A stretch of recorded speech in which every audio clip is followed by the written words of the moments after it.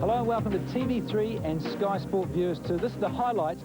Day 3 of the first test match here at Goodyear Park in Bloemfontein. Well, I can tell you it's been very, very cold here last night or overnight, and yesterday, well, the weather was pretty cold as I mentioned, but today, superb. 20 degrees Celsius, the wind still a bit of a factor here, quite blustery at times, 25 k's from the southeast. Humidity, not too bad, but certainly not the usual Bloemfontein weather we're used to in this part of the world. And the player comfort, well, no rain predicted, and they'll be enjoying it out there. And also tell you the pitch just seems to be getting better and better for batting on.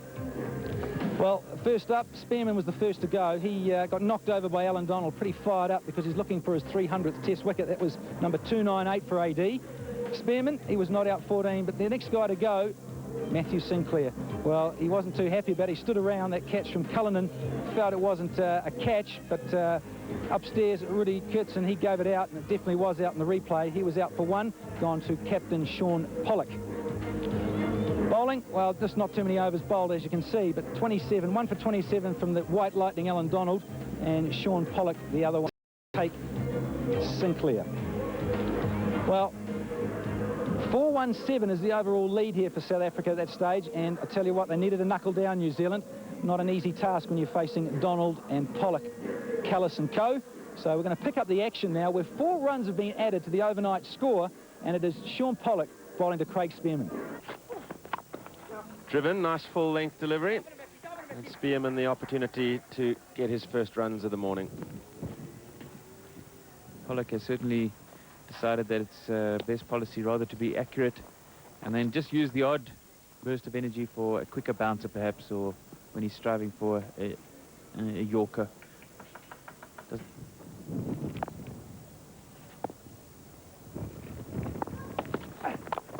Full squeezed away behind square on the offside.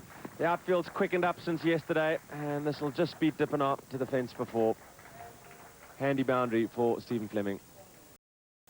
Donald has tried to force Fleming onto the back foot. First 4 deliveries were short of a length, and then tries to pitch it up slightly wide of off stump, enticing Fleming to drive and hoping that he'll find the edge, but Fleming good enough to get a full bat on it.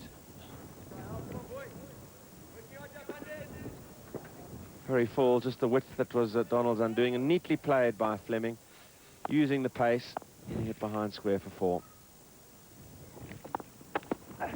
Oh, it's hit him, cries of catch. It's looped away behind square, and a fearsome end to the Donald over at 64 for 2.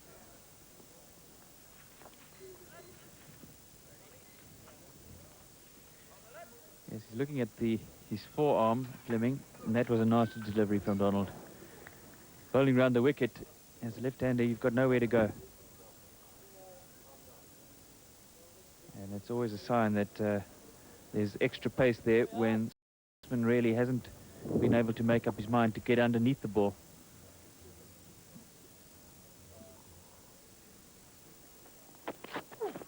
Edged and gone! Pollock strikes. It was Fuller, and he was still on the crease, Spearman. And that's the breakthrough South Africa were looking for. Spearman not quite playing an in-between shot, not quite going attackingly at the ball or defensive. And a little bit of extra bounce from Pollock in the perfect channel area just outside that off stump. Make sure that the edge carries to Lance Klusener at third slip, who took a sharp catch. He flattered to deceive Craig Spearman. It's 72 for 3. And here's the new man who's got a handy record for number 5 test centuries. The best West Indies and Barbados. And he's been in pretty good touch in the one-days here against South Africa. Great responsibility rests on his shoulders at the moment.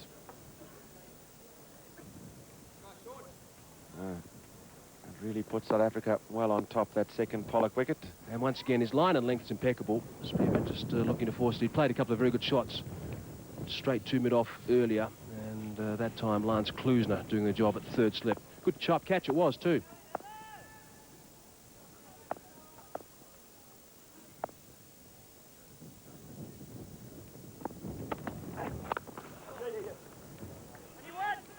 Get enough bat on that to get through the cover, so just the single. So 199 runs now needed to avoid the follow-on.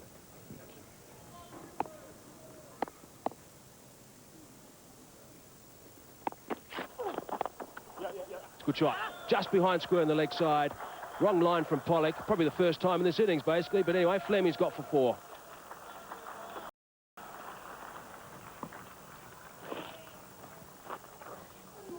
The Black Caps captain second boundary, and a very well timed shot indeed.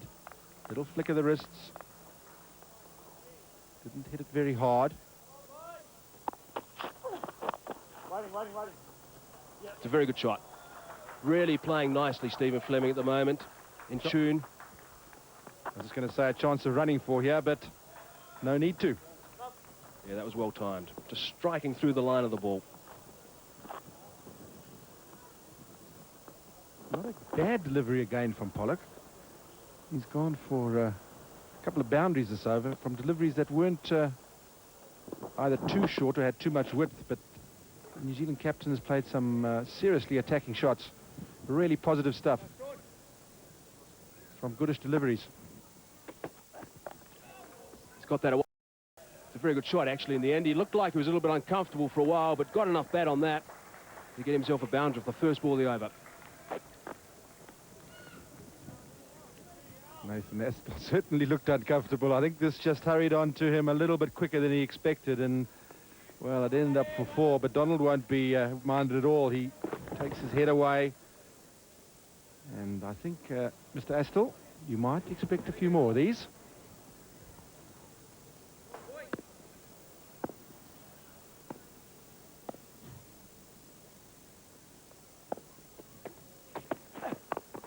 In the air. Oh, goodness me. Gary Kirsten is quite deep there at short leg.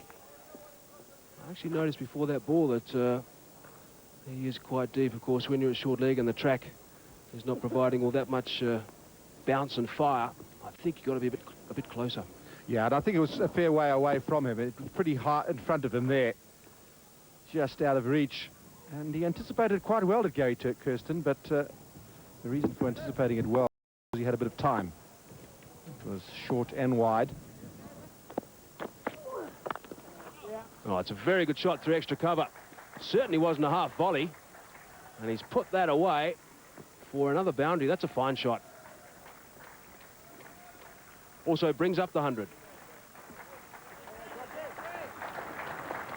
Very good shot from Nathan Astle. Bit of width, but it's a good length delivery. And just see him play it on the up. Certainly no... look at a half volley, that. Lovely rhythmical run up. Swaying of the shoulders. Left arm, then just opens out there a fraction. That delivery was 130. I think we might find this one just a fraction quicker, Hazy. Because here's Makarantini going to the New Zealand captain.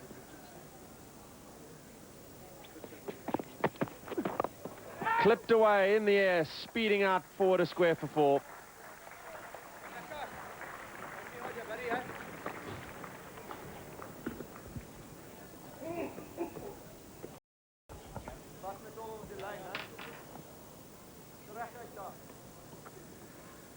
Simply typical Fleming in a way. Yes, it was in the air, but in control, and it was just a little flick of the wrist, and away she went. And Makarantini, he'll have to get that angle right.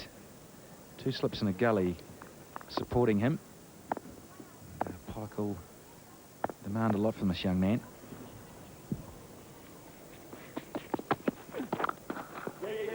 That's nicely played. Dug out, but he's played it so straight and timed it so sweetly.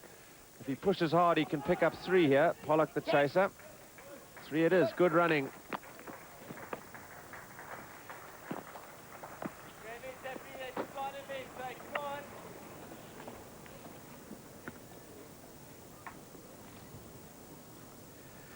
Well, the difference there, you see Nantini quite wide on the crease. You talk about Pollock and Donald. Trying to create some angle against the captain, Stephen Fleming. And he was always in control. Nantini disturbing the castle anyway. Good running. There he goes again. This time finds the gap. No trouble at all for Astle. That's a lovely square drive by the middle order man. Let's just notice there Nathan Astley. He really wanted this because he probably felt he missed out the previous delivery, and it's a beautiful classic square drive.